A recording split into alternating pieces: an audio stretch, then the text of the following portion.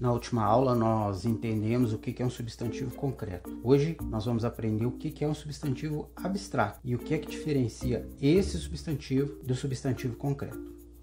Oi pessoal, meu nome é Flávio e eu sou professor de língua portuguesa. Antes de eu começar, eu gostaria de dizer que nós já temos uma aula aqui no canal sobre o conceito de substantivos. Se você não assistiu essa aula, eu vou deixar um card aqui em cima para você poder acessar esse vídeo e assim poder entender melhor sobre o que é que nós estamos falando. Nas minhas aulas eu procuro usar uma linguagem menos técnica para explicar os conteúdos a fim de facilitar o entendimento para a maioria. Muitas vezes termos técnicos são bonitinhos, mas acabam dificultando a compreensão. Uma coisa que eu sempre faço antes de começar uma aula de um assunto que está conectado com outro assunto é repetir os conceitos básicos para você internalizar. Por causa disso, hoje eu vou repetir o conceito de substantivo para você não esquecer.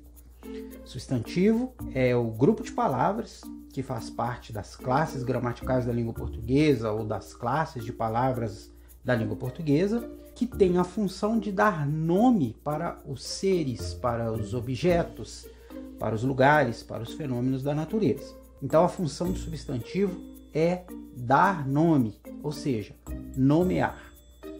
Nas aulas anteriores, então, a gente já viu o conceito de substantivo e já vimos o que é um substantivo concreto. Então vamos para o assunto de hoje, o substantivo abstrato.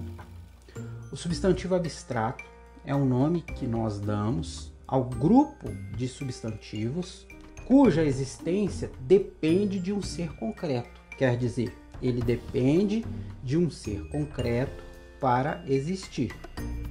Sem esse ser concreto, o substantivo abstrato ele não é capaz de se manifestar. Então vamos dar alguns exemplos aqui para a gente poder entender melhor do que é que a gente está falando. Todas as palavras que dão nome para os sentimentos, elas são substantivos abstratos.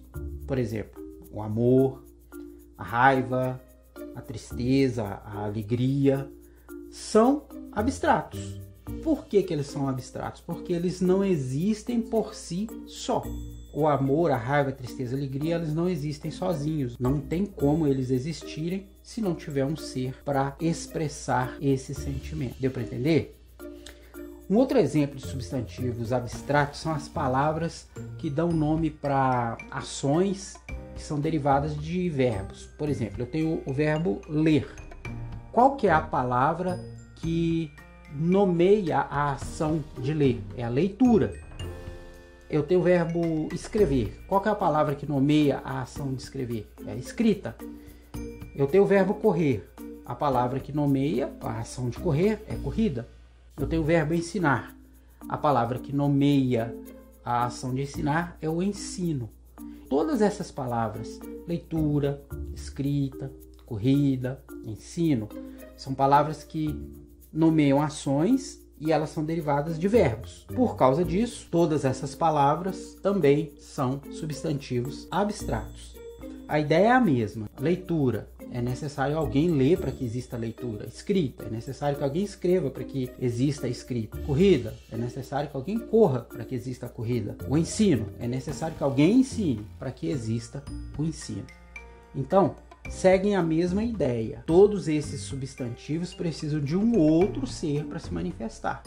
Eles não conseguem ter uma existência própria. É necessário, então, ter um ser para fazer a leitura, a corrida, alguém para executar a escrita, o ensino. Percebem como é que eles são dependentes?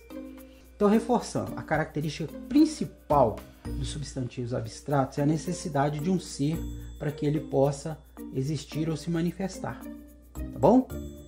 Tenta internalizar esse conceito que você nunca mais vai fazer confusão entre um substantivo concreto e um substantivo abstrato.